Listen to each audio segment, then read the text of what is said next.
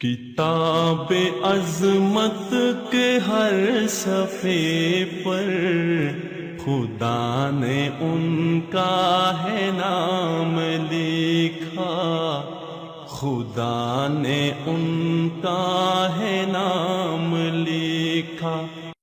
بسم اللہ الرحمن الرحیم۔ السلام علیکم ورحمۃ اللہ وبرکاتہ۔ پاک مدینہ کی جانب سے خوش آمدید۔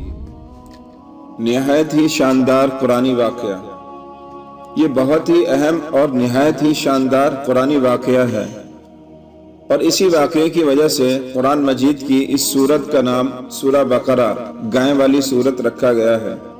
اس کا واقعہ یہ ہے کہ بنی اسرائیل میں ایک بہت ہی نیک اور صالح بزرگ تھے، اور ان کا ایک ہی بچہ تھا جو نابالغ تھا، اور ان کے پاس فقط ایک گائے کی بچیا تھی۔ ان بزرگ نے اپنی وفات کے قریب اس بچیا کو جنگل میں لے جا کر ایک جھاڑی کے پاس یہ کہہ کر چھوڑ دیا کہ یا اللہ، میں اس بچیا کو اس وقت تک تیری امانت میں دیتا ہوں کہ میرا بچہ بالغ ہو جائے۔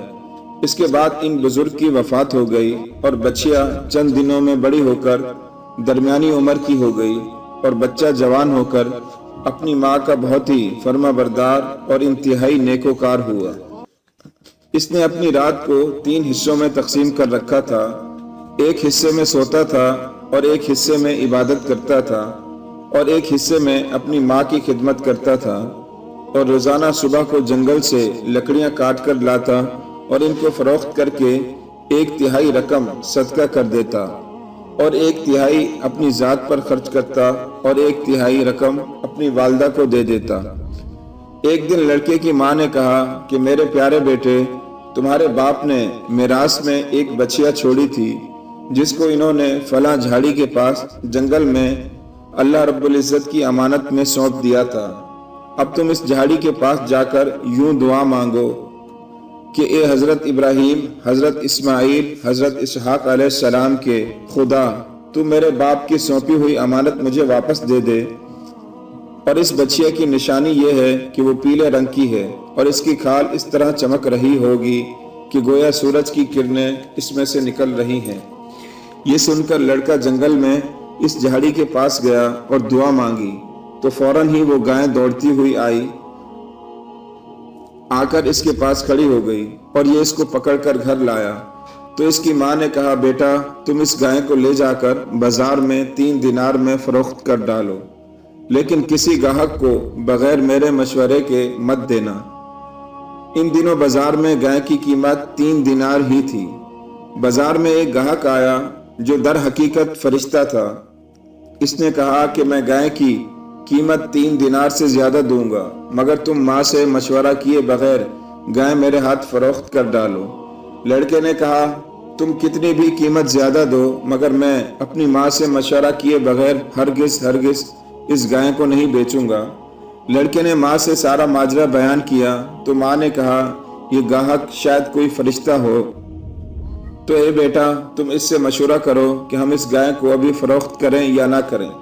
چنانچہ اس لڑکے نے بازار میں جب اس گاہک سے مشورہ کیا تو اس نے کہا، ابھی تم اس گائے کو نہ فروخت کرو، آئندہ اس گائے کو حضرت موسیٰ علیہ السلام کے لوگ خریدیں گے، تو تم اس گائے کے چمڑے میں سونا بھر کر اس کی قیمت طلب کرنا، وہ لوگ اتنی ہی قیمت دے کر خریدیں گے۔